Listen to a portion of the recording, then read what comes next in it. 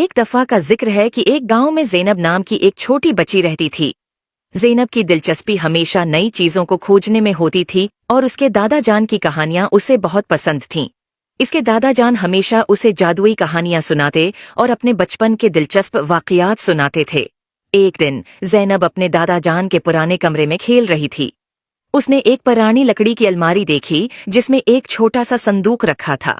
زینب کی تجسس کی وجہ سے اس نے صندوق کا ڈھکنا کھولا اور اندر ایک خوبصورت چمکتی ہوئی انگوٹھی دیکھی۔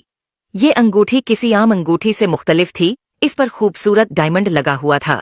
زینب نے انگوٹھی کو اٹھا کر اپنے دادا جان کے پاس لے گئی اور ان سے پوچھا، دادا جان یہ کیا ہے؟ دادا جان نے انگوٹھی دیکھ کر مسکرایا اور کہا، یہ جادوئی انگوٹھی ہے۔ یہ انگوٹھی ہمارے خاندان کی حفاظت کے لیے ہے۔ جب کوئی صحیح نیت سے اسے پہنتا ہے تو یہ ایک جادوئی مخلوق میں تبدیل ہو جاتا ہے جو پہننے والے کی حفاظت کرتا ہے۔ زینب نے حیرت سے پوچھا، کیا میں اسے پہن سکتی ہوں؟ دادا جان نے نرمی سے کہا، ہاں، لیکن یاد رکھو، یہ انگوٹھی صرف صحیح نیت اور دل کی پاکیزگی کے ساتھ ہی اپنا جادو دکھاتی ہے۔ زینب نے انگوٹھی پہنی اور اچانک ایک نرم روشنی کے ساتھ انگوٹھی ایک چھوٹی پیارے مونسٹر میں تبدیل ہو گئی۔ یہ جن سبز رنگ کا تھا اور اس کی آنکھیں چمک رہی تھیں۔ وہ دوستانہ انداز میں زینب کی طرف دیکھنے لگا۔ جن اور زینب بہترین دوست بن گئے۔